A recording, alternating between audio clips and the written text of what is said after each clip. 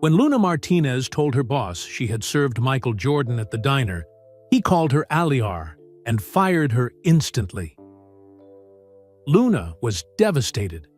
She was a single mom who needed every dollar for her 7-year-old daughter's heart surgery. Sophia's condition was getting worse, and without the operation, she might not survive. The next morning, Luna woke up to chaos. News trucks surrounded her apartment. Reporters were banging on her door. Someone had filmed her getting fired, and the video had gone viral overnight. Then something incredible happened. Michael Jordan himself saw the video. But what happens when the world's biggest basketball star discovers that the kind waitress who served him got fired for telling the truth? And will his response come in time to save a dying little girl? Luna Martinez wiped down the last table in the empty diner. The clock on the wall showed 11:47 p.m. Only 13 more minutes until her shift ended. She was tired, but it was a good kind of tired. Every hour she worked meant more money saved for Sophia's surgery. Sophia. Luna's heart ached thinking about her 7-year-old daughter sleeping at home. Sophia had been born with a heart problem that made it hard for her to run and play like other kids. The doctors said she needed an operation soon, or her heart might get worse. The surgery would cost more money than Luna made in 6 months. Just keep working, Luna whispered to herself. Every dollar counts. She had been working double shifts at Rosie's diner for 3 months now. The day shift at the grocery store, then straight to the diner for the night shift.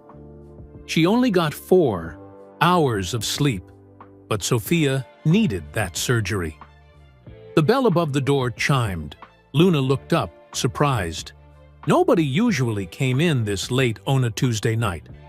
A tall man walked in, wearing a baseball cap pulled low over his eyes. He had on a simple jacket and jeans, nothing fancy. "Hi there," Luna said with a smile. "You're just in time. We close at midnight." The man nodded and sat at the counter. "That's fine. I just need something simple." Luna handed him a menu, but he pushed it back gently. "Just a burger and fries, please, and a Coke." "Sure thing," Luna said. She went to the kitchen and started cooking. As she flipped the burger, she listened to the man's voice. Something about it sounded familiar, but she couldn't place it. When she brought out his food, the man thanked her politely. Luna noticed his hands were very large. "Basketball player hands," her dad would have said. Her dad had taught her to love basketball when she was little. They used to watch games together every weekend. "You like basketball?" Luna asked, noticing the Chicago Bulls logo on the man's jacket. The man looked up, surprised. "Yeah, I do. You?" Luna's face lit up. "I love it. I play pickup games at the court near my apartment when I can. Not very good, but it's fun. My dad always said basketball teaches you to never give up." "Your dad sounds like a smart man," the stranger said with a warm smile.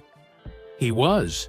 He passed away 2 years ago, but I still hear his voice sometimes, especially when things get tough." Luna didn't know why she was telling this man her personal business. Something about him made her feel comfortable. The man ate quietly while Luna cleaned the coffee machine. She snuck glances at him. He seemed familiar, but lots of tall guys reminded her of basketball players. "You work here long?" the man asked. "About a year," Luna said. "I work 2 jobs, actually, trying to save money for my daughter. She needs heart surgery." The man stopped eating. "That must be scary." "It is," Luna admitted. "But she's brave. Braver than me most days. She's only 7, but she tells me not to worry. Says we'll figure it out together." "Sounds like a special little girl." "She is. She wants to play basketball someday, like the players we watch on TV. I tell her that after her surgery, she'll be able to do anything she wants." The man smiled. "I bet she will." When he finished eating, the man pulled out his wallet to pay. Luna saw his credit card as he handed it to her. The name on the card made her hands shake.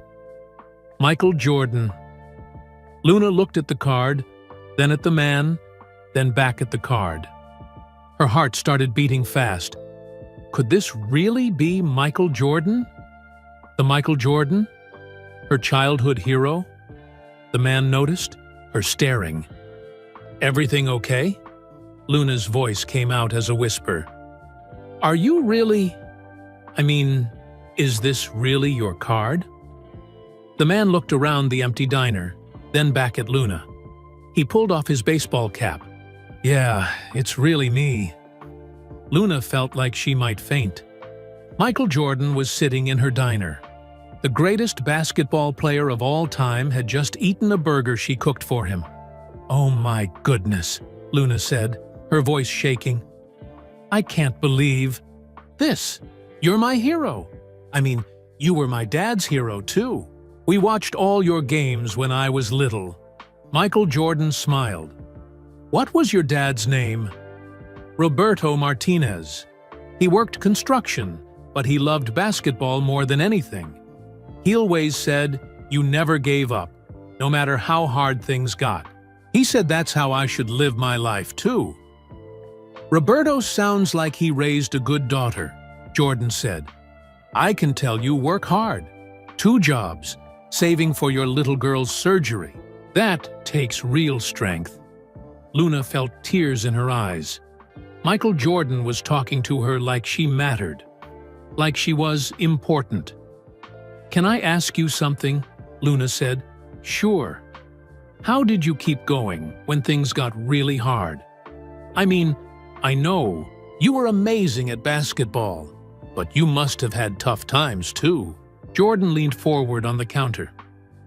"You know what kept me going? People like your dad. Fans who believed in me even when I didn't believe in myself. And people like you, working 2 jobs for someone you love. You're already doing the hardest thing there is." Luna wiped her eyes with her apron. "Thank you for saying that."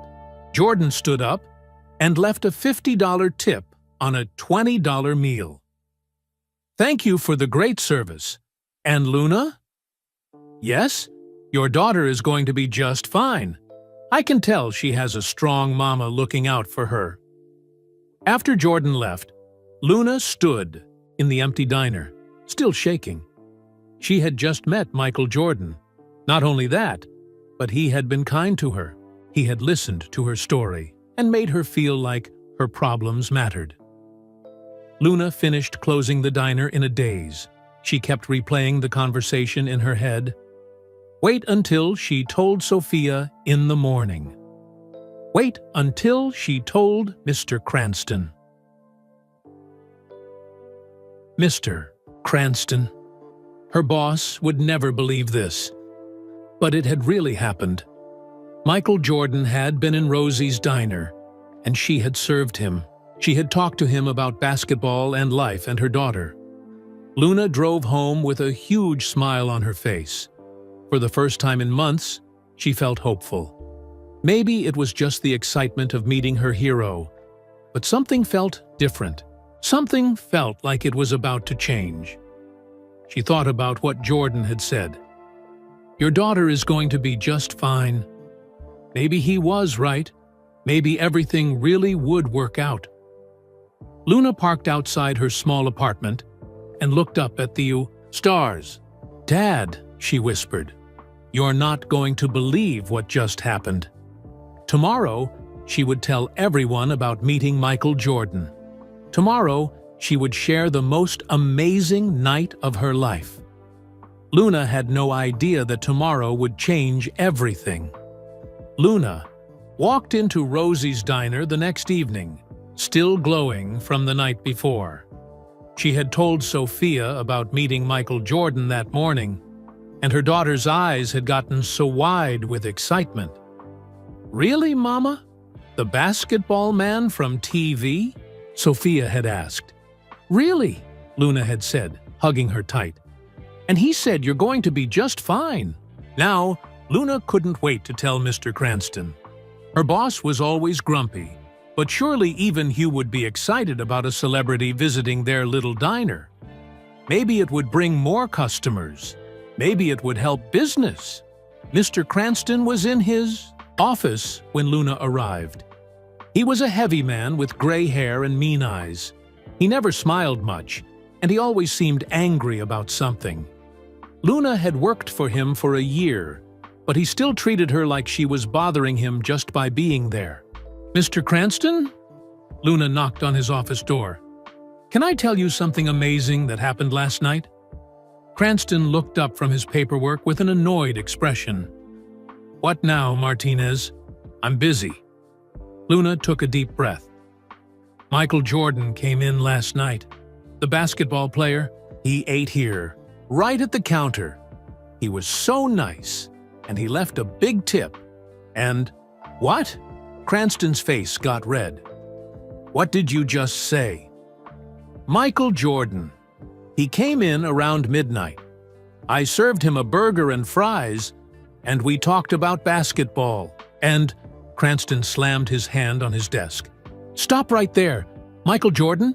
In my diner? Are you out of your mind? Luna felt confused. But it really happened. I saw his credit card. It was really him. Listen to yourself. Cranston stood up, his voice getting louder. You think Michael Jordan, one of the most famous people in the world, would come to this little dump in the middle of nowhere? At midnight? But he did, Luna said quietly. He was traveling through town, and he just wanted a simple meal. He was really nice. Cranston laughed, but it wasn't a happy laugh. It was mean and cold. You're dreaming, girl. Or lying. I can't tell which is worse. Luna's stomach dropped. I'm not lying, Mr. Cranston. I would never lie about something like this. Oh, really? Just like you never lie about being late because your kid is sick? Just like you never make excuses for why you need time off? Cranston walked around his desk, getting closer to Luna. I'm tired of your stories, Martinez. Those aren't stories, Luna said, her voice shaking. Sophia really does get sick. Her heart condition makes her another story, Cranston yelled. Always some drama with you. Always some excuse. And now you're making up fairy tales about celebrities eating in my diner. Luna felt tears starting in her eyes. Please, Mr. Cranston, I'm telling the truth. Michael, Jordan really was here. Ask anyone who saw him. Who saw him? It was midnight. The place was empty except for you. Cranston's face was getting redder. You know what I think? I think you're bored with your job. I think you think you're too good for this place. No, Luna said. I need this job. You know I need this job. Maybe you need it, but I don't need you, Cranston said. I'm tired of your attitude, tired of your stories, tired of you acting like you're special. Luna's heart started beating fast. What are you saying? I'm saying you're fired, Martinez. Clean out your locker and get out. The words hit Luna like a punch to the stomach. Fired? But I didn't do anything wrong. I just told you what happened. You lied to me, Cranston said. And before that, you were always asking for special treatment. Time off for your kid. Switching shifts. Acting like this job should work around your life, instead of the other way around. Luna felt like she couldn't breathe.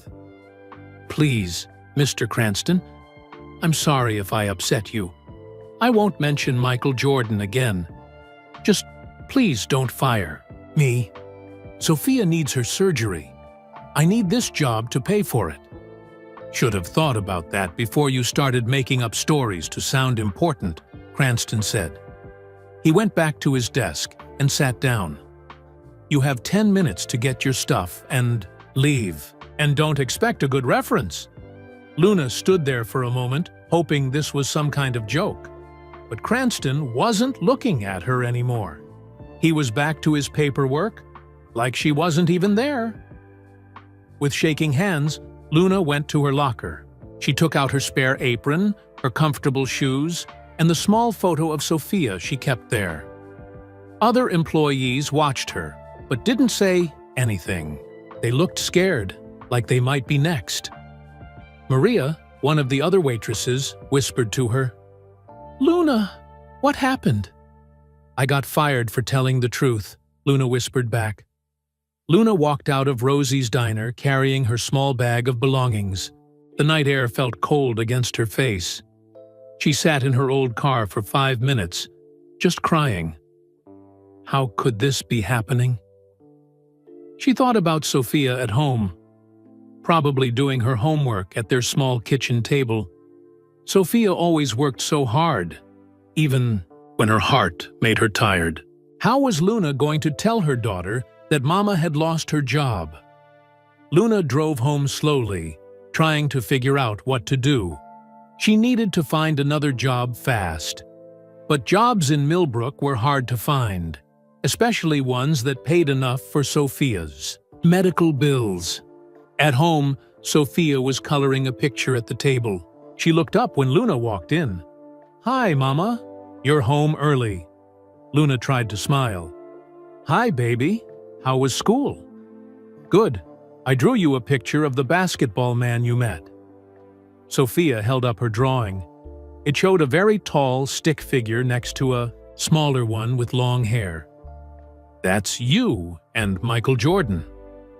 Luna's heart broke a little more. She sat down next to Sophia and hugged her. "Mama, are you okay? You look sad." Luna kissed the top of Sophia's head. "Just tired, baby. Just tired." That night, after Sophia went to sleep, Luna sat by her daughter's bed and watched her breathe. Sometimes Sophia's breathing was hard because of her heart problem.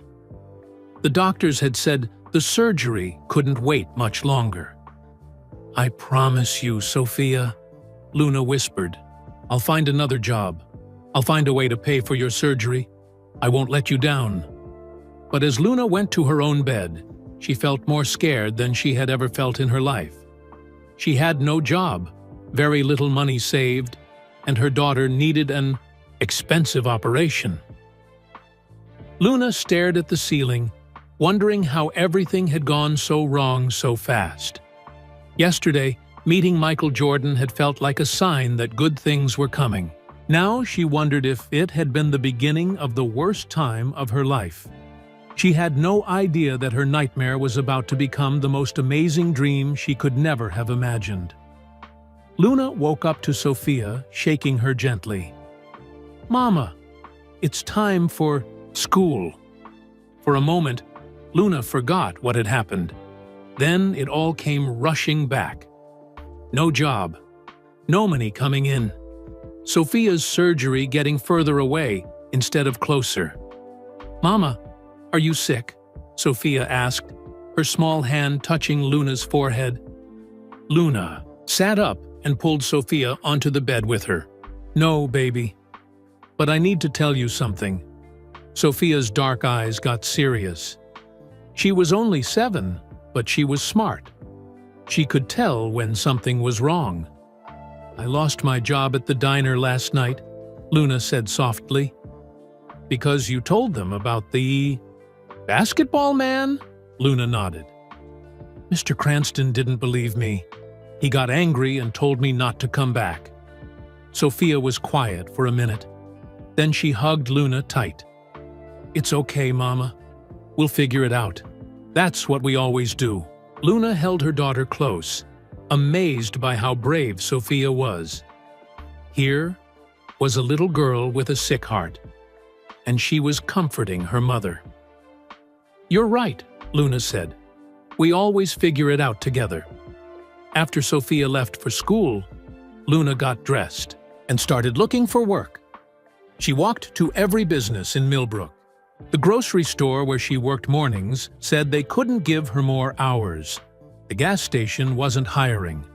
Neither was the pharmacy or the hardware store. At the bank, Luna asked about a job as a teller. The manager looked at her application and shook her head. "You need more experience with computers," the woman said.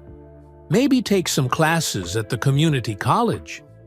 Luna's heart sank. Classes cost money she didn't have, and Sophia needed surgery now, not after Luna went back to school. At the post office, they said she needed to take a test to work there. The test wouldn't be given for another 3 months.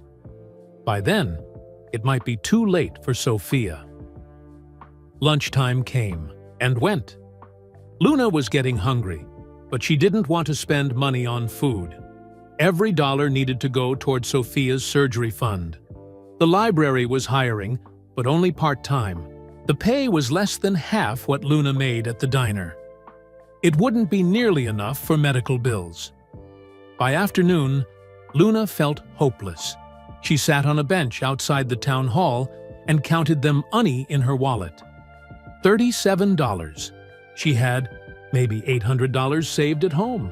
Sophia's surgery would cost over $15,000. Luna's phone rang.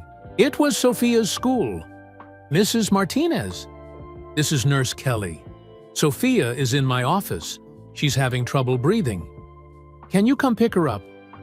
Luna's blood went cold. "I'll be right there." She ran the 4 blocks to Sophia's school. Her daughter was sitting on the nurse's bed, looking pale and tired. "What happened?" Luna asked, kneeling down next to Sophia. "We were playing at recess," Sophia said quietly. "I got tired faster than usual. My chest felt funny." Nurse Kelly pulled Luna aside. "This is happening more often. Sophia needs to see her doctor soon. Her heart is working too hard." Luna nodded, trying not to cry in front of Sophia. "I know. We're working on it." At home, Luna made Sophia rest on the couch while she fixed dinner. They ate soup and crackers because it was cheap and filling. "Mama, are you going to find another job?" Sophia asked. "I'm trying, baby. It's just taking longer than I hoped." After dinner, Luna helped Sophia with her homework. Then she tucked her daughter into bed early. "Tell me the story about the basketball man again," Sophia said. Luna sat on the edge of the bed. "Well, he was very tall and very nice. He said you were going to be just fine." "Do you think he meant it?" Luna smoothed Sophia's dark hair. "I think he did. He seemed like someone who only says things she means." After Sophia fell asleep, Luna went outside to the small basketball court behind their apartment building. There was one light that worked, casting long shadows across the cracked concrete. Luna picked up the old basketball that lived by the court. Nobody ever claimed it, so she thought of it as hers. She started shooting baskets, something she did when she needed to think. Her dad had taught her to play when she was Sophia's age. "Basketball teaches you to keep trying," he used to say. "You miss some shots, but you keep shooting. That's how you get better at life, too." Luna made 3 shots in a row, then missed 4. She kept shooting anyway. Mrs. Chen, their elderly neighbor, came outside with her small dog. "Luna? What are you doing out here so late?" Luna caught the ball and walked over. "Just thinking, Mrs. Chen. How's Mr. Chen feeling?" "Better, thank you for asking. But I should ask how you're feeling. I heard you lost your job." Luna nodded. "Bad news travels fast in this town." "Good news travels fast, too," Mrs. Chen said. "Don't give up hope. Sometimes help comes from places we never expect." After Mrs. Chen went back inside, Luna shot a few more baskets. She thought about what her dad would say if he were here. Probably something about not giving up, about keeping her head high even when things looked bad. Luna made her last shot and picked up the ball. "Okay, Dad," she whispered to the stars. "I won't give up, but I sure could use some help right about now." She went back inside and sat at her kitchen table with a notebook. Luna wrote down every place she could think of to look for work. Restaurants in nearby towns, stores at the mall 20 miles away, even cleaning offices at night if she had to. Tomorrow, she would start calling all of them. She would find a job somehow. She had to. Luna looked at the bills stacked on her table. Rent was due in 2 weeks. Sophia's heart medicine cost $50 a month. And the doctor said Sophia couldn't wait much longer for surgery. "I'll find a way," Luna said out loud, like saying it would make it true. But deep down, Luna felt more scared than she had ever felt. She was one person trying to save her daughter's life, and she was running out of time and money. Luna had no idea that while she was shooting baskets and making plans, her story was already spreading far beyond Millbrook. She had no idea that by morning, everything would be different. Bang! Bang! Bang! Luna woke up to loud knocking on her front door. She looked at her clock. 7:03 a.m. Who would be knocking this early? Bang! Bang! Bang! The knocking came again. Harder this time. Luna jumped out of bed and grabbed her robe. Through her bedroom window, she could see a white van parked outside her apartment building. Then another van pulled up. And another. "What in the world?" Luna whispered. She peeked out her front window and gasped. There were people everywhere. Men and women with cameras and microphones. News vans lined the street. A crowd was gathering. On the sidewalk, the knocking started again. "Luna Martinez," a woman's voice called through the door. "This is Jenny Walsh from Channel 7 News. We'd like to talk to you about what happened at Rosie's Diner." Luna's heart started pounding. News people? At her door? How did they know about the diner? "Mrs. Martinez," another voice called. "We're from the morning show. Can you give us a few minutes?"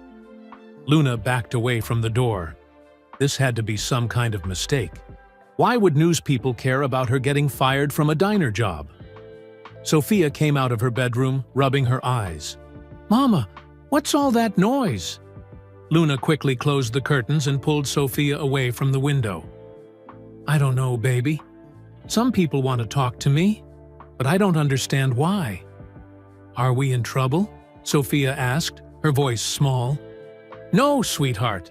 We're not in trouble. I just need to figure out what's going on." Luna's phone started ringing. She looked at the screen. It was her cousin Maria, who lived 3 states away. "Maria? Why are you calling so early?" "Luna!" Maria's voice was excited and loud. "I just saw you on the news. What is going on? They're talking about you getting fired and Michael Jordan and your daughter needing surgery. Is this real?" Luna felt dizzy. "I'm on the news." "What news?" "Turn on your TV right now. Channel 7 is doing a whole story about you." With shaking hands, Luna turned on their small TV. Sophia sat next to her on the couch, both of them staring at the screen. There was Luna's face on the television. An old photo from somewhere, maybe her high school graduation. The news lady was talking. "This is Luna Martinez, a single mother and waitress who was fired from her job last night after telling her boss she had served basketball legend Michael Jordan. Martinez, who works 2 jobs to pay for her 7-year-old daughter's heart surgery, was let go from Rosie's Diner for what her boss called making up stories." Luna's mouth fell open. How do they know all this? The news story continued. They showed a picture of Rosie's Diner, then a picture of Mr. Cranston looking angry and trying to hide from cameras. Diner owner Harold Cranston refused to comment, the reporter said. "But we spoke to other employees who say Martinez was a hard worker who never caused trouble." Then the reporter said something that made Luna's heart stop. The story went viral overnight after a customer at a nearby restaurant filmed Cranston yelling at Martinez and posted it online. The video has been shared over 100,000 times, with people calling it unfair treatment of a working mother. Luna stared at the TV. Someone had filmed Mr. Cranston yelling at her? But how? When? Sophia pointed at the screen. "Mama, that's you!" The news story went on. Martinez's story has caught the attention of basketball fans and working parents across the country. Many are asking, did Michael Jordan really visit this small-town diner? And if so, what will he do when he finds out what happened to the waitress who served him? Luna's phone rang again. This time it was her friend Rosa from work, her morning job at the grocery store. "Luna, are you okay? There are news trucks everywhere. My neighbor saw them driving toward your apartment." Before Luna could answer, someone knocked on the door again. "Mrs. Martinez, this is Tom Bradley from Sports Center. We'd love to get your side of the story." Luna hung up on Rosa and looked at Sophia. Her daughter's eyes were wide with confusion and fear. "I don't understand," Luna said, more to herself than to Sophia. "How did this become such a big story?" Her phone rang again. Then again. Then again. People calling from numbers she didn't recognize. Friends she hadn't talked to in years.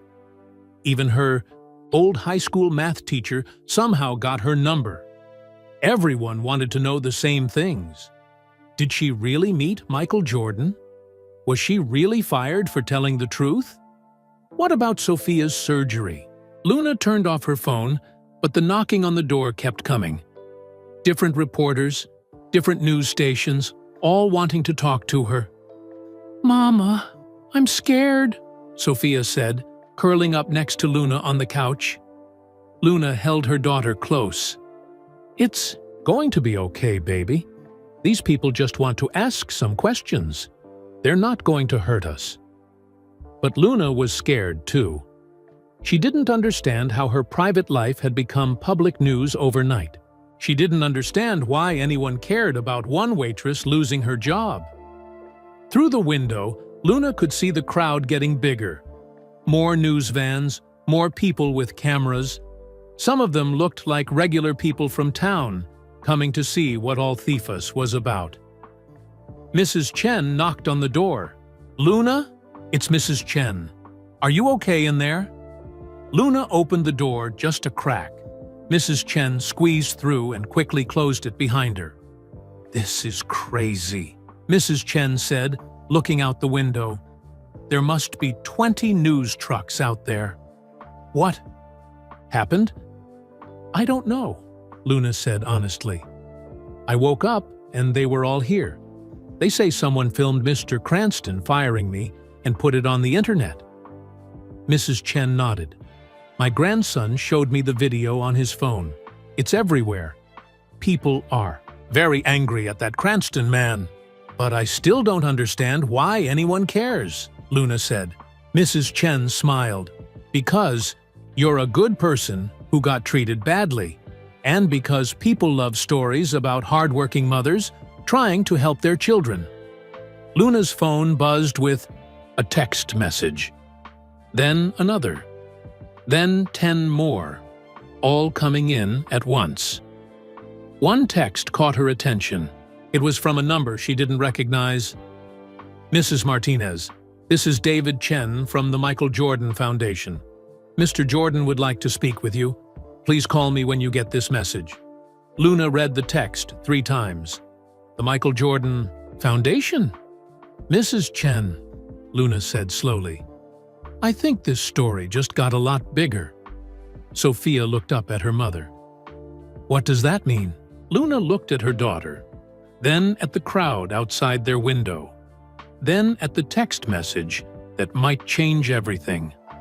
"I don't know, baby," Luna said, "but I think we're about to find out." Luna stared at the text message from the Michael Jordan Foundation. Her hands were shaking so much she could barely hold her phone. "Mrs. Chen, can you watch Sophia for a minute? I need to make a phone call."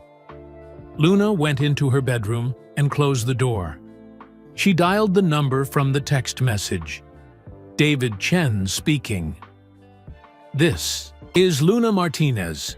You sent me a text about Mr. Jordan wanting to speak with me? Yes, Mrs. Martinez.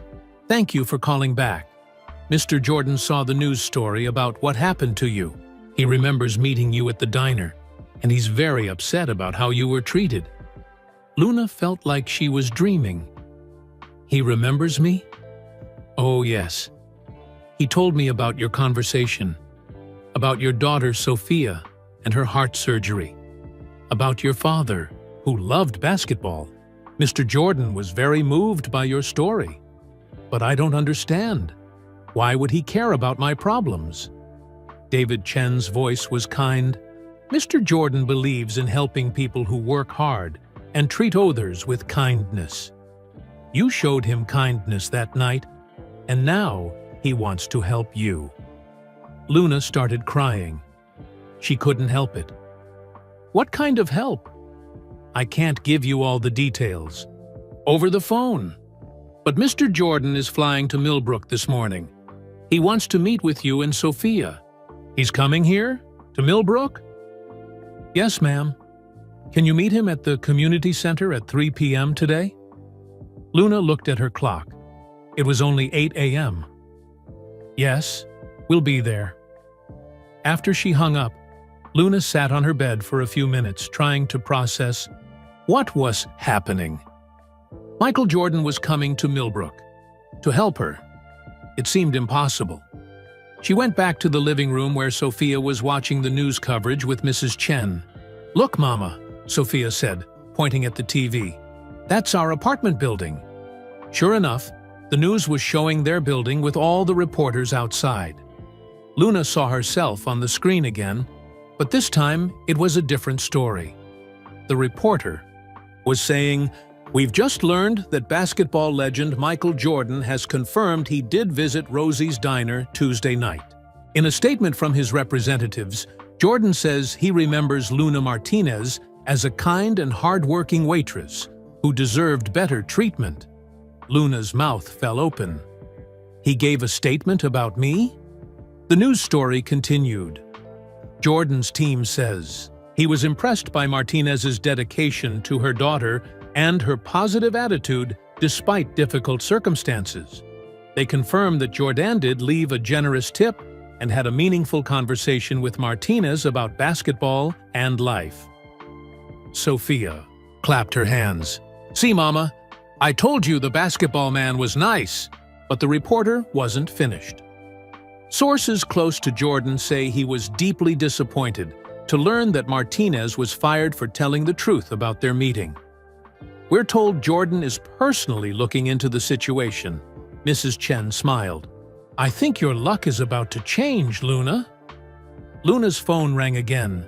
This time, it was Maria from the diner, one of the waitresses who had watched Luna get fired. Luna! Oh my God, are you seeing this on TV? I'm watching it now. Mr. Cranston is freaking out, Maria said. 3 more of us quit this morning after we saw the news. We told him we didn't want to work for someone who treats people so badly. Luna felt sorry for Maria and the other workers, but she couldn't help feeling a little bit of satisfaction.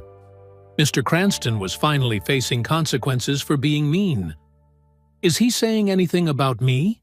Luna asked. He's hiding in his office with the door locked. But Luna, there's something else. A bunch of people came to the diner this morning asking to sit at the counter where Michael Jordan sat. Cranston had to turn them away because we don't have enough staff now. After Luna hung up, she realized she needed to get ready for the meeting at 3 p.m. But first, she had to deal with all the reporters outside. Mrs. Chen offered to help. I'll go talk to them. Tell them you'll make a statement later. But right now, you need privacy. While Mrs. Chen went outside, Luna helped Sophia get dressed in her nicest outfit. A blue dress that brought out her dark eyes. Are we really going to see the basketball man again? Sophia asked. Yes, we are. And Sophia? I think he's going to help us with your surgery. Sophia's face lit up. Really? How do you know? I just have a feeling. Sometimes good things happen to people who need them most. Luna's phone buzzed with more text messages. Job offers from restaurants in nearby towns. Offers of help from strangers who had seen the news. People wanting to donate money for Sophia's surgery. One message was from a woman named Dr. Sarah Kim. I'm a heart surgeon in the city. I saw your story on the news. I'd like to help with your daughter's surgery. Please call me. Luna stared at the message. A heart surgeon wanted to help. Sophia? This couldn't be real. But when Luna called the number, it was real. Dr. Kim explained that she had grown up poor and knew what it was like to worry about medical bills. I perform surgeries like your daughter needs, Dr. Kim said.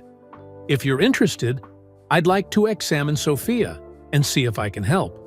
Luna was crying again. How much would it cost?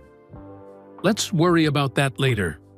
Right now, let's focus on getting Sophia healthy. When Luna hung up, she looked at Sophia, who was playing with her dolls on the floor. Sophia, how would you feel about meeting a doctor who might be able to fix your heart? Sophia looked up with bright eyes. Would I be able to run and play like other kids? I think so, baby. I really think so. At noon, Mrs. Chen came back inside. The reporters are calming down a little, but Luna, you should see this. She showed Luna her phone. There was a video on social media of people lining up outside Rosie's diner with signs that said, "We support Luna," and "Treat workers better." People are boycotting the diner, Mrs. Chen explained. They're saying they won't eat there until Cranston apologizes to you. Luna felt overwhelmed by all the support from strangers. I never expected anything like this.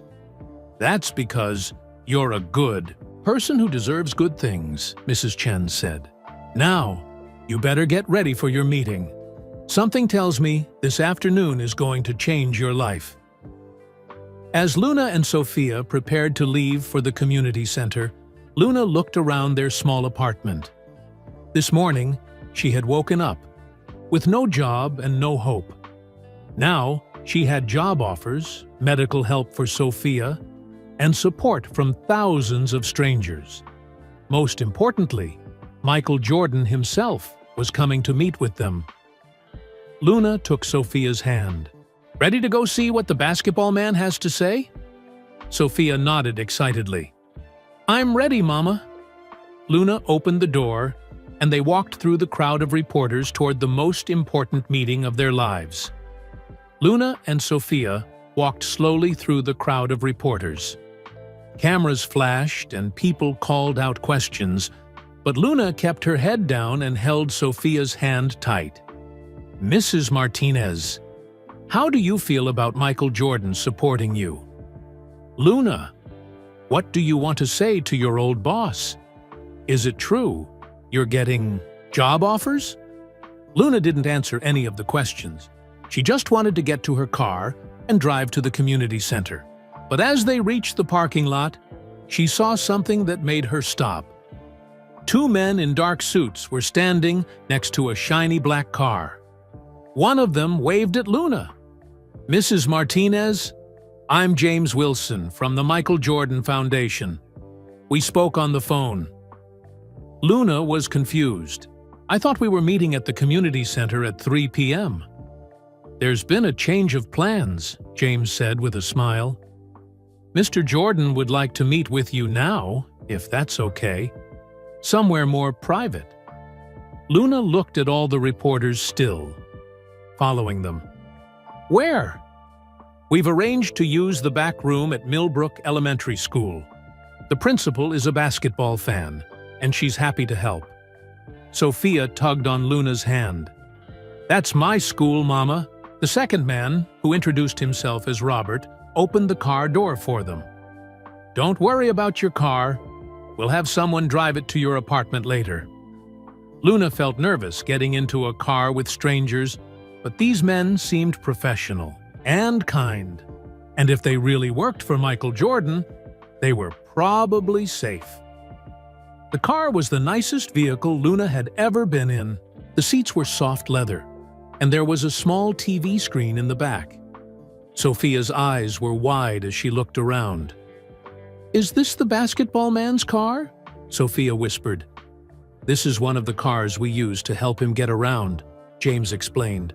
"He has a few meetings today, so we're helping coordinate everything." As they drove through Millbrook, Luna saw people on the sidewalks pointing at their car. Word was spreading fast that something big was happening. At the elementary school, Principal Johnson met them at the back door. Luna had met her before during Sophia's school enrollment. "Luna, I'm so excited for you," Principal Johnson said. "What an amazing story. Sophia, are you ready to meet a real basketball star?" Sophia nodded, but Luna could tell her daughter was getting nervous. This was a lot for a 7-year-old to handle. They walked through the empty hallways toward the school. Library. Luna remembered walking these same halls when she was Sophia's age. Her dad used to pick her up from school sometimes, and they would talk about her day on the way home. Dad would be so proud, Luna thought to herself. When they reached the library, James opened the door and gestured for them to go in. The room had been set up with comfortable chairs in a circle. There were balloons and a banner that said, "Welcome Luna and Sophia." But the room was empty. "Where is Mr. Jordan?" Luna asked. Robert checked his watch. "He should be here any minute. He just finished his meeting with the mayor." "The mayor?" Luna was surprised. "Why was he meeting with the mayor?" "I can't give you all the details," James said, "but let's just say Mr. Jordan has some big plans for Millbrook." 5 minutes later, Luna heard voices in the hallway. The library door opened, and Michael Jordan walked in, followed by 2 other people Luna didn't recognize. Sophia immediately hid behind Luna's legs, just like she had at the diner. "Hi there, Sophia," Jordan said gently. "I remember you from your mama's stories. You're even prettier than she said." Jordan knelt down to Sophia's level, just like he had done at the community center in Luna's imagination. But this was real. "I brought you something," Jordan said, reaching into a bag. He pulled out a small basketball with his signature on it. "This is for being so brave while your mama works hard to take care of you." Sophia's shyness melted away. She took the basketball and hugged it to her chest. "Thank you," she whispered. Jordan stood up and looked at Luna. "How are you holding up? I know this has been a crazy day." "I still can't believe this is happening," Luna said honestly. "Yesterday I lost my job, and today you're here in my daughter's school." "Sometimes life changes fast," Jordan said, "and I have some news that might change your 7 more." Luna's heart started beating faster. "What kind of news?" Jordan smiled. "The good kind. But first, I want you to meet some people." He gestured to the 2 people who had come in with him. "This is Dr. Patricia Williams, one of the best heart surgeons in the country.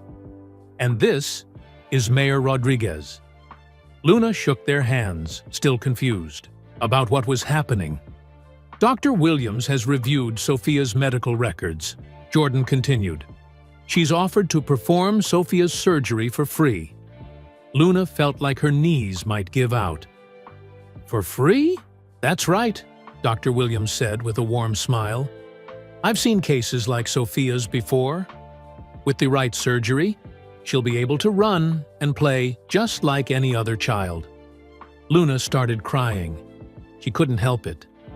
For months, she had worried about how to pay for Sophia's surgery.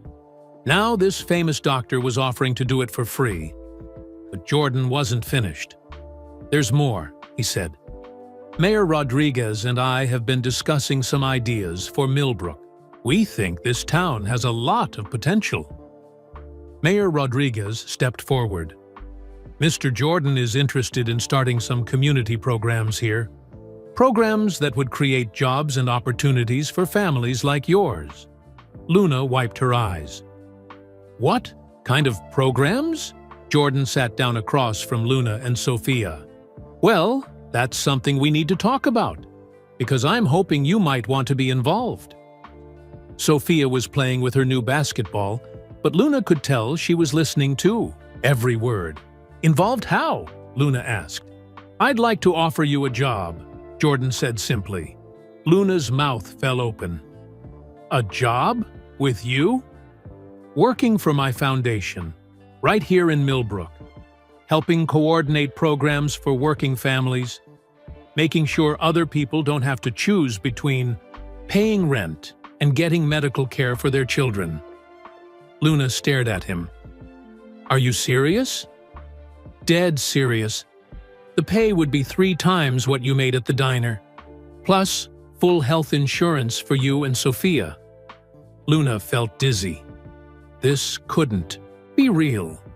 Things like this didn't happen to people like her. Why? She asked. Why would you do all this for us? Jordan leaned forward. Because 2 nights ago, you treated me like a regular person.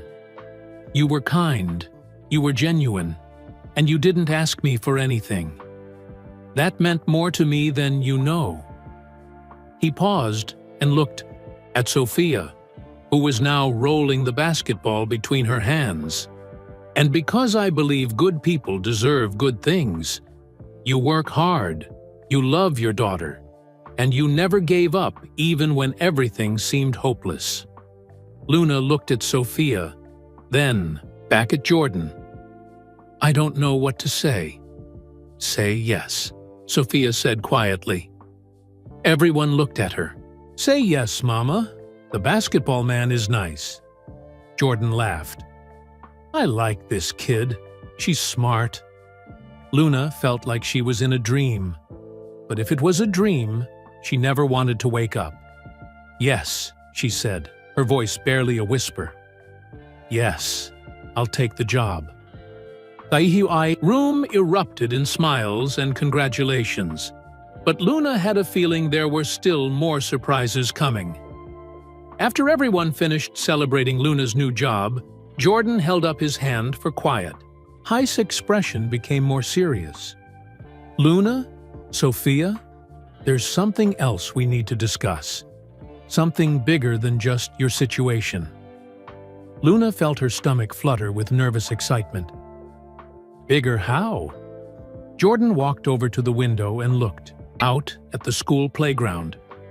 When I met you at the diner, you told me about your father, about how he taught you that basketball teaches people to never give up. Luna nodded. He always said that. Well, after I left that night, I couldn't stop thinking about what you said. And when I learned about what happened to you, I realized something important. Jordan turned back to face them. Millbrook has a problem. Good people like you work 2 jobs, but still can't afford basic things like medical care. That's not right. Mayor, Rodriguez stepped forward. Mr. Jordan called me yesterday. He had some very interesting ideas about how to help our town. What kind of ideas? Luna asked. Jordan sat back down across from Luna and Sophia. I want to do more than just help your family. I want to help all the families in Millbrook who are struggling. He reached into his briefcase and pulled out some papers. I'm starting a new program called the Millbrook Family Support Initiative. It will help working families with medical bills, job training, and emergency expenses. Luna looked at the papers, but the words were blurry through her tears. You're doing this because of me? I'm doing this because of what you represent, Jordan said. Hard-working parents who deserve better opportunities. Dr. Williams spoke up. The medical part of the program will provide free or low-cost health care for families who can't afford it. We're bringing in specialists who can help with everything from heart surgery to broken bones. But that's not all. Mayor Rodriguez added with a big smile. Jordan grinned. No, it's not. Luna, how do you feel about basketball? Luna was confused by the question. I love it. You know that. Good, because I'm also opening a youth basketball program here in Millbrook, and I want you to help me run it. Luna's mouth fell open. Me? But I'm not a coach. I just play pickup games at the neighborhood court. That's exactly why I want you, Jordan said. You play because you love it, not because someone told you to. Kids need to see that kind of passion. Sophia looked up from her basketball. Mama, you could teach kids like me how to play. Jordan knelt down next to Sophia. That's right. And after your surgery, you could be one of the first kids in the program. Really? Sophia's eyes got wide with excitement. Really? We're going to build a brand new community center with basketball courts, classrooms, and a medical clinic, right here in Millbrook. Luna felt like her head was spinning. A whole community center? Mayor Rodriguez nodded enthusiastically. Mr. Jordan is investing $2 million in our town. It will create jobs and opportunities for everyone. $2 million? Luna whispered. Jordan chuckled. Money isn't everything, Luna. But it can do a lot of good when it's used right. James, one of Jordan's assistants, handed Luna a folder. These are the details of your position with the foundation. You'll be the community program coordinator. You'll help decide how to spend the money and which families need help most. Luna opened the folder and saw numbers that made her dizzy. Her salary would be $65,000 a year. More money than she had ever dreamed of making. I don't understand, Luna said. Why me? I'm just a waitress. You're not just anything, Jordan said firmly. You're a mother who would do anything for her child. You're a person who treats everyone with kindness, even when you're struggling. And you're someone who understands what it's like to need help. Dr. Williams added, the best people to help others are those who have faced the same challenges. You'll know which families really need assistance because you've been there yourself. Sophia tugged on Luna's shirt. Mama, does this mean we don't have to worry about money anymore? Luna picked up Sophia and held her close. I think it means we can stop worrying about a lot of things, baby. Jordan stood up and walked to a whiteboard that had been set up in the corner of the library. He drew a simple diagram. Here's how I see it working, he said. The community center will have 3 main parts. First, the medical clinic where Dr. Williams and other doctors will see patients for free or very low cost. He drew a box labeled Medical Clinic. Second, job training programs. We'll teach people computer skills, help them get their GED, maybe even some college courses. He drew another box labeled Education Center.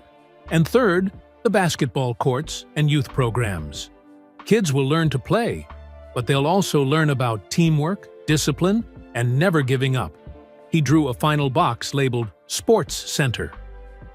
Sophia raised her hand like she was in class. Mr. Jordan, will there be basketball for girls too? Jordan smiled. Especially for girls. Some of the best basketball players I know are women. Luna looked at the diagram, then at all the people in the room who were smiling at her. When would all this start? Construction begins next month. Mayor Rodriguez said, the community center should be finished in 6 months, but some programs can start right away. Like Sophia's surgery, Dr. Williams said, I'd like to schedule that for next week if you're ready. Luna felt overwhelmed. A week ago, she was working 2 jobs and worrying about how to pay for Sophia's surgery. Now Sophia was getting free surgery from one of the best doctors in the country. Luna had a job that paid more than she ever imagined, and her small town was getting a whole community center. "There's one more thing," Jordan said quietly. Luna looked at him. "More?" Jordan reached into his bag again and pulled out another basketball. This one was smaller, perfect for Sophia's hands. "This basketball is special," he told Sophia. "It's the same kind I used when I was learning to play. I want you to practice with it every day after your surgery." Sophia hugged the basketball tight. "I will! I promise!" Jordan looked at Luna. "And I want you to promise me something too." "What?" "Promise me you'll never forget where you came from. You're going to help a lot of families in this town. But remember that you understand their struggles because you lived them." Luna wiped tears from her eyes. "I promise." Jordan stood up and shook Luna's hand. "Welcome to the team, Luna Martinez. I think you're going to change a lot of lives in Millbrook." As everyone started gathering their things to leave, Luna realized something. She had spent so much time worrying about the future that she had forgotten to appreciate the present moment. Right. Now, in this school library, surrounded by people who wanted to help her family and her community, Luna felt something she hadn't felt in a long time. She felt hope. But as they prepared to leave the library and face the crowd of reporters waiting outside, Luna had no idea that the biggest surprise of all was still waiting for her. As they walked toward the library door, Jordan suddenly stopped. "Actually, before we go outside, there's one more thing I need to tell you both." Luna felt her heart skip. How could there possibly be more? Jordan looked at Sophia, who was still holding both basketballs tightly. "Sophia, your mama told me you love to watch basketball on TV. Is that true?" Sophia nodded eagerly. "We watch games together every weekend. Mama knows all the players' names. What if I told you that you could meet some of those players in person?" Sophia's eyes got huge. "Really?" Jordan smiled. "I've talked to some friends of mine, other basketball players who want to help with the youth program here in Millbrook. They're going to come visit and teach kids like you how to play." Luna couldn't believe what she was hearing. "Other famous players are coming here?" "That's right. But here's the really special part." Jordan knelt down to Sophia's eye level again. "I want you to be my special assistant when they visit. You'll help me show them around town and introduce them to the other kids."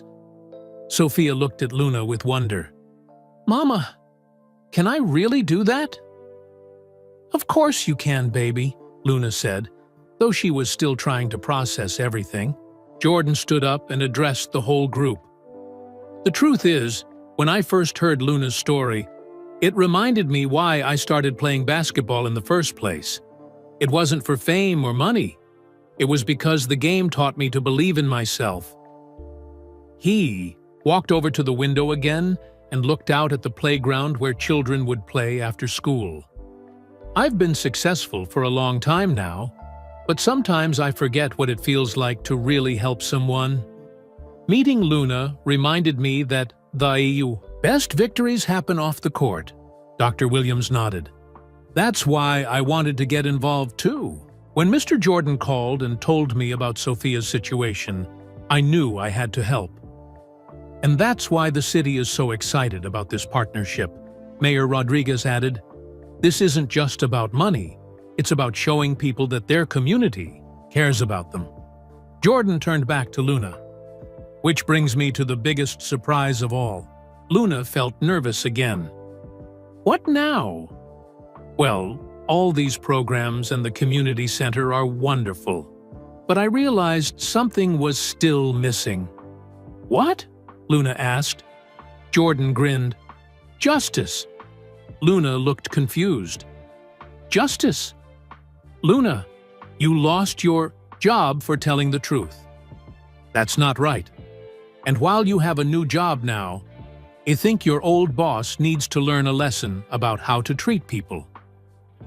James, Jordan's assistant, stepped forward with another folder.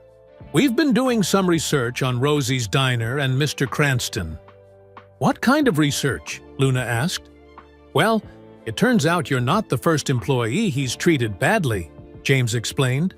"We found 3 other workers who were fired unfairly in the past year." Jordan's expression became serious. "I don't like bullies, Luna, whether they're on the basketball court or running a diner." Mayor Rodriguez smiled. "Mr. Jordan has made an interesting proposal to the city." "What kind of proposal?" Luna asked. Jordan pulled out his phone and showed Luna a photo.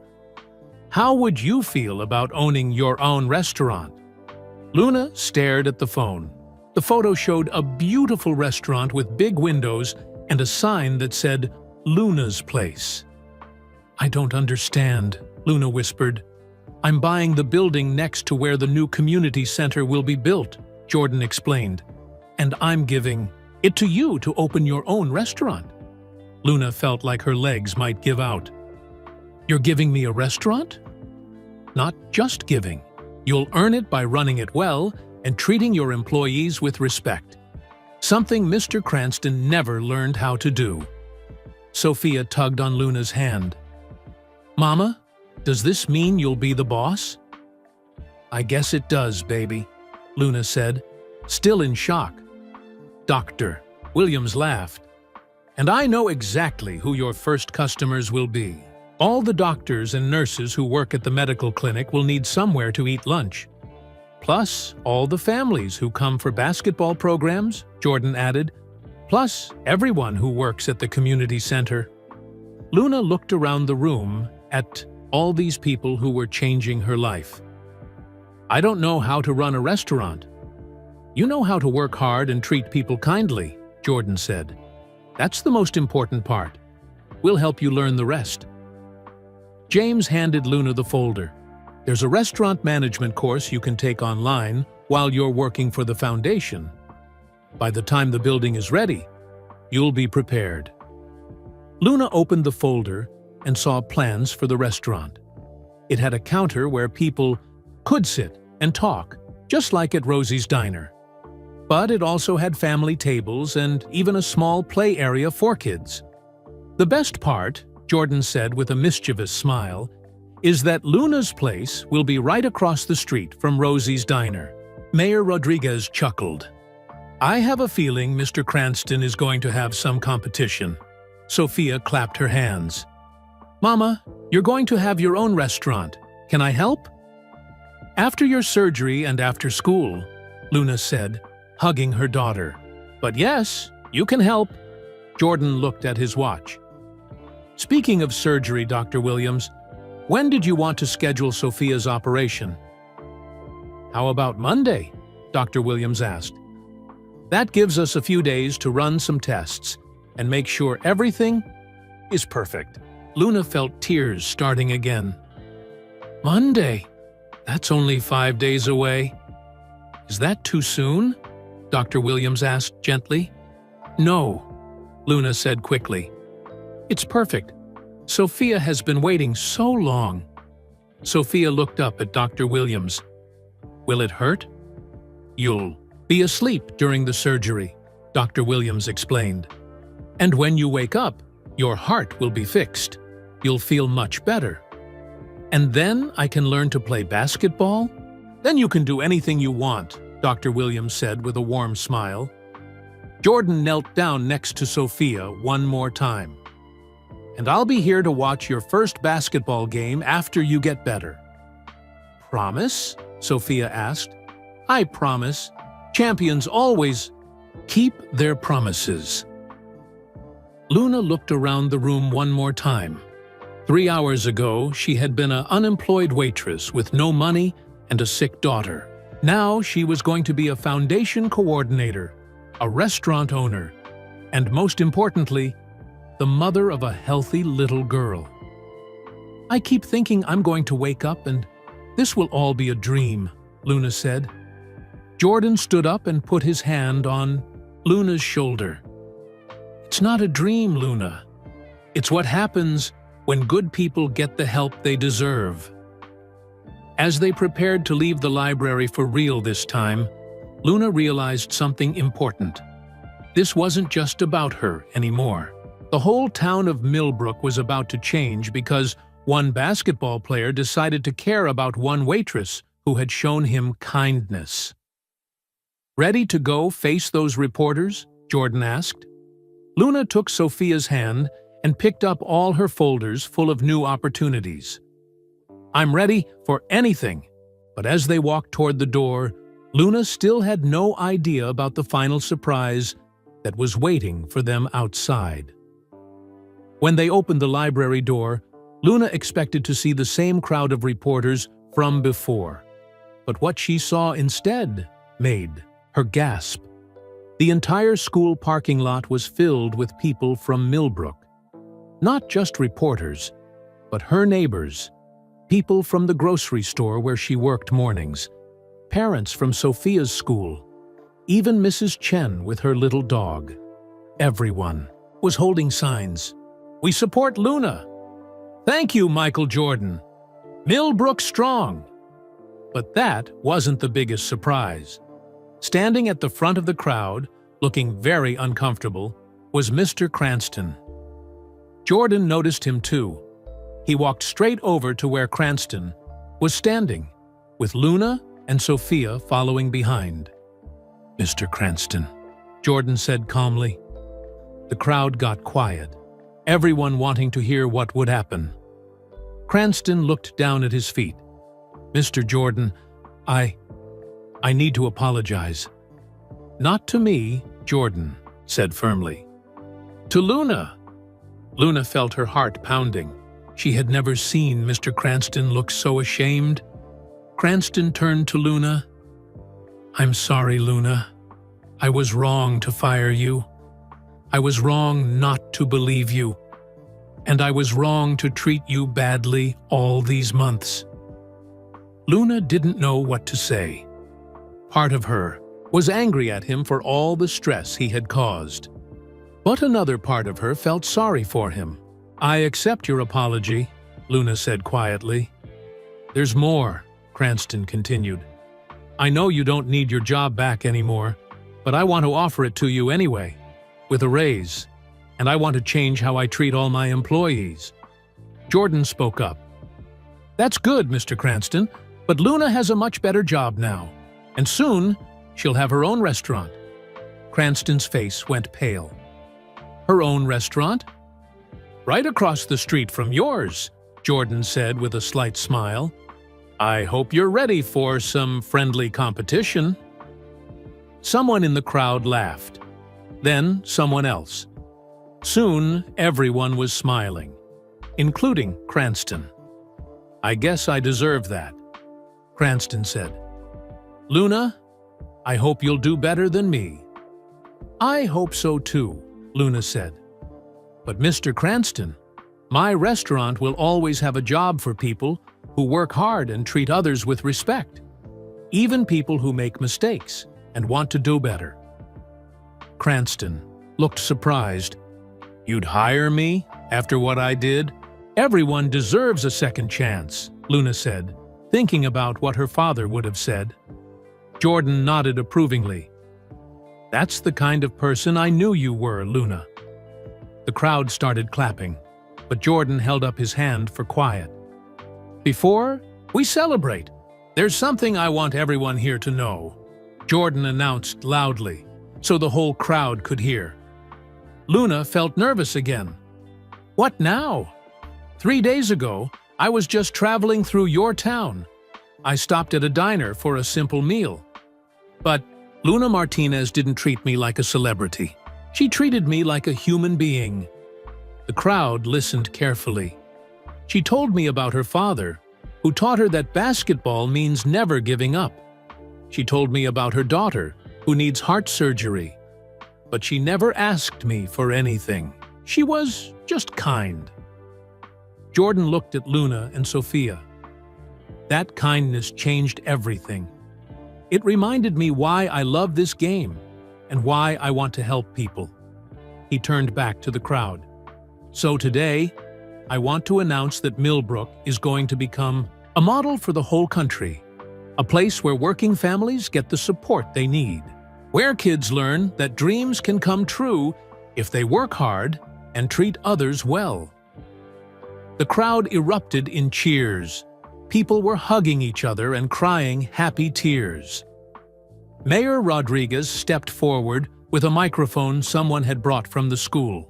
"Mr. Jordan, on behalf of everyone in Millbrook, thank you for believing in our town." "Thank you for believing in Luna," Jordan replied. "She's going to help make all of this possible." A reporter from Channel 7 pushed forward. "Mr. Jordan, what's next for Luna and Sophia?" Jordan put his hand on Luna's shoulder. "First, Sophia gets her surgery on Monday. Dr. Williams is one of the best heart surgeons in the world, and Sophia is going to do great." Sophia waved at the crowd with both her basketballs in her arms. "Then," Jordan continued, "Luna starts her new job helping families in Millbrook. And in 6 months, she opens her own restaurant." "What about the community center?" another reporter asked. "Construction starts next month," Mayor Rodriguez answered. "It will have medical services, job training, and youth basketball programs. Kids from all over this area will have opportunities they never had before." Mrs. Chen stepped forward from the crowd.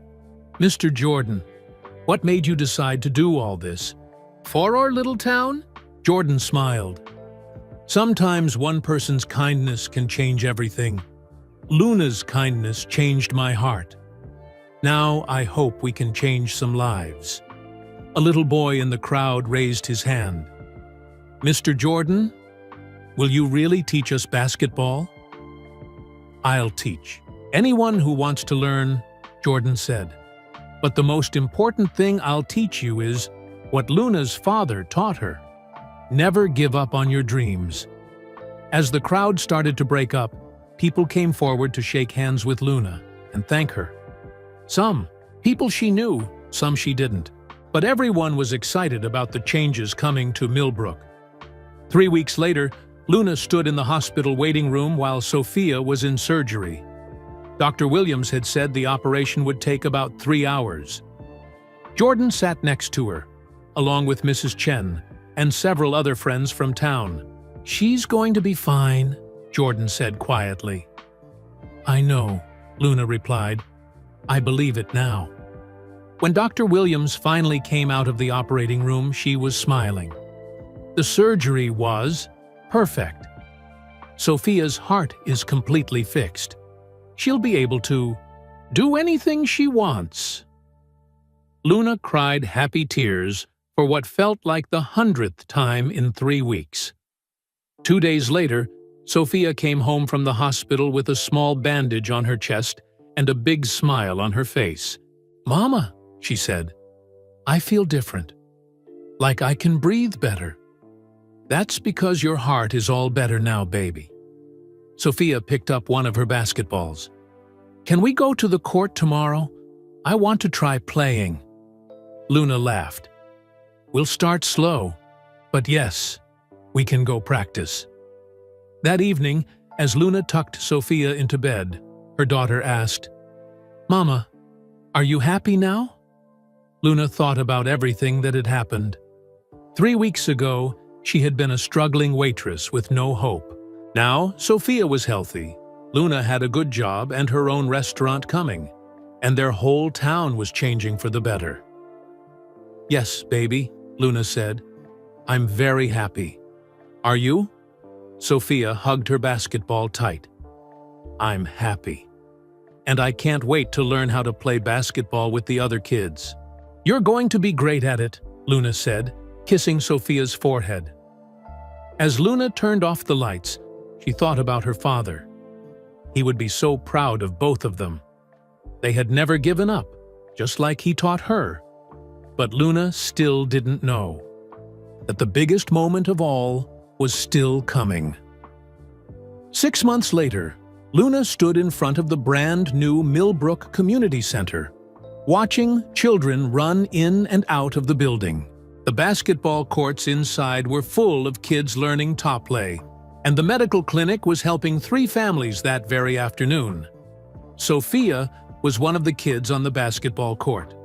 Her surgery had been so successful that she could run and play just like any other 8-year-old. Better than most, actually. She had a natural talent for basketball that amazed everyone, including Jordan. "Mama!" Sophia called out, dribbling a basketball as she ran over. "Look what I learned today." Sophia made a perfect shot from the free throw line. The ball went through the net without even touching the rim. "That's amazing, baby," Luna said, hugging her daughter. "Mr. Jordan taught me that this morning. He said, I have good form." Luna looked around for Jordan, but she didn't see him anywhere. "Where is he now?" "He had to take a phone call," Sophia said. "Something about a surprise." Luna smiled. After 6 months of surprises, she had learned to expect the unexpected from Michael Jordan. Her phone buzzed with a text message from Jordan. "Meet me at the basketball court behind your old apartment building in 10 minutes. Bring Sophia." Luna was curious. Why would Jordan want to meet at that old court? When Luna and Sophia arrived, they found Jordan shooting baskets alone. He was wearing regular clothes, just like the first night Luna had met him. "Hi, Mr. Jordan," Sophia called out. "Why are we here?" Jordan caught the ball and walked over to them. "This is where your mama used to come to think, right?" Luna nodded. "When I was worried about your surgery, I'd come here and shoot baskets. It helped me remember what my dad taught me about never giving up." "That's what I thought," Jordan said. "And that's why I wanted to show you something here." He pointed to a new sign by the court that Luna hadn't noticed before. It read, "Roberto Martinez Memorial Basketball Court, in honor of a father who taught his daughter to never give up." Luna felt tears spring to her eyes. "You named the court after my dad?" "I did more than that," Jordan said. He walked over to a bench that was also new. On the back of the bench was a bronze plaque with her father's picture and a quote, "Basketball teaches you to never give up. Roberto Martinez." Luna sat down on the bench and ran her fingers over her father's picture. "How did you get this photo?" "Mrs. Chen helped me," Jordan said. "She said your dad would want kids in this neighborhood to learn the same lessons he taught you." Sophia sat next to Luna on the bench. "Mama, is this really Grandpa Roberto?" "Yes, baby. This is the man who taught me to love basketball and to always keep trying, even when things get hard." Jordan sat down on Luna's other side. "There's one more thing." Luna looked at him. "What else?" Jordan pulled out an envelope. "This came to my foundation office yesterday. It's addressed Toyu." Luna opened the envelope and found a letter. The handwriting was shaky, like it came from someone very old. "Dear Luna," she read out loud, "my name is Dorothy Martinez. I think I might be your father's aunt. I saw your story on the news, and you look just like my nephew Roberto when he was young." Luna's hands started shaking. Dad had an aunt? He never mentioned any family. She kept reading. "Roberto and I lost touch when he moved away to start his own family. Always wondered what happened to him. When I saw you on TV talking about basketball and never giving up, I knew you had to be his daughter. He always said those exact same words." Luna looked up at Jordan. "There's more family I never knew about?" "Keep reading," Jordan said gently. "I am 87 years old now, and I don't have any children of my own. I would love to meet you and Sophia if you're interested. I live in Florida, but I could visit. Or you could come see me. I have so many stories about your father when he was young. Love, Great Aunt Dorothy." Luna started crying. "I thought Dad's whole family was gone. But there's someone who knew him when he was little." Sophia looked at the letter. "Mama, does this mean I have a great-great-aunt?" "I think it does, baby. Jordan smiled. I already called Dorothy. She's flying here next week to meet you both. She wants to see the basketball court named after her nephew. Luna wiped her eyes with her shirt. How is this real? 6 months ago, I thought I had lost everything.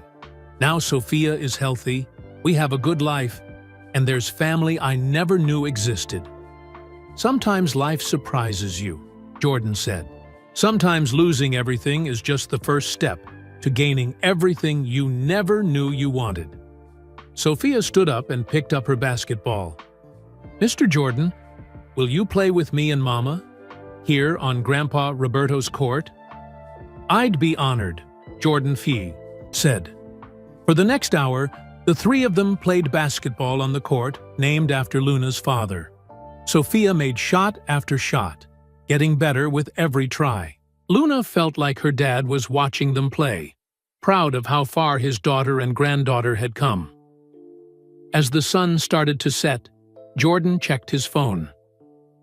I have to catch a flight soon, but before Ego, I want to tell you both something. Luna. And Sophia sat back down on the bench with Roberto's picture. 6 months ago, I came to that diner feeling tired and a little lost, Jordan said. I had money and fame, but I wasn't sure I was making a real difference in the world. He looked at Sophia, then at Luna. Meeting you reminded me what's really important. It's not about being famous or having money. It's about treating people with kindness and never giving up on the people you love. Sophia hugged Jordan. Thank you for helping us, Mr. Jordan. Thank you for helping me remember why I love basketball, Jordan replied. Luna stood up and shook Jordan's hand. I don't know how to thank you for everything you've done. You don't need to thank me, Jordan said. Just keep being the person you are. Keep helping families at the foundation. Keep teaching kids that dreams can come true. And keep shooting baskets on your dad's court. After Jordan left, Luna and Sophia sat on the bench for a few more minutes. The community center across a town was lighting up as evening programs started. Luna's restaurant, which had opened 2 months ago, had a line of customers waiting for dinner. Mama, Sophia said, do you think Grandpa Roberto knows about everything that happened? Luna looked at her father's picture on the bench, then up at the stars that were starting to appear in the sky. I think he knows, baby, and I think he's proud of both of us. Sophia picked up her basketball one more time. Want to play one more game before we go home? Luna stood up and smiled. Always, Sophia. I'll always play basketball with you. As they shot baskets under the lights of Roberto Martinez Memorial Basketball Court, Luna thought about everything that had brought them to this moment. Her father's lessons about never giving up. Sophia's brave heart through her illness. One kind conversation with a stranger at a diner, and the amazing truth that sometimes losing everything is just the beginning of finding everything you never knew you needed. Luna made a shot from the three-point line, and the ball swished through the net. Perfectly! Nice shot, Mama! Sophia cheered. Thanks, baby, Luna said, catching the ball. Your grandpa would be proud. And in that moment, surrounded by everything good that had come from the worst night of her life, Luna knew that her father's most important lesson had been true all along. You should never, ever give up, because you never know when everything is about to change for the better. Luna's story shows us that one small act of kindness can change everything. Sometimes when we lose everything, we're just making room for something amazing to happen. Where are you listening from today? Drop a comment and let us know your city or country. We love hearing from our amazing listeners all around the world. If this story touched your heart and reminded you that kindness matters, please hit that like button and subscribe to our channel. Your support helps us share more inspiring stories like Luna's with people who need hope. Most importantly, let's spread kindness together. Share this story with someone who might need to hear it today.